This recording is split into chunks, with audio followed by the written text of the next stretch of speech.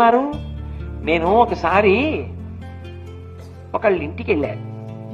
వెడితే ఆయన ఎంతో సంతోషపడ్డాడు. ఆ పిల్లలు ఒక్కరోజు ఉండకూడదా అని రెండు చేతులు పట్టుకుని ఎంతో బతిమాలుతున్నారు. నేను చాలా ఆశ్చర్యపోయి, అబ్బో మీ పిల్లలకి చాలా ప్రేమ అండి, నేను ఇప్పుడు వచ్చాను, వాళ్ళకి అంత సంతోషం అన్నాను.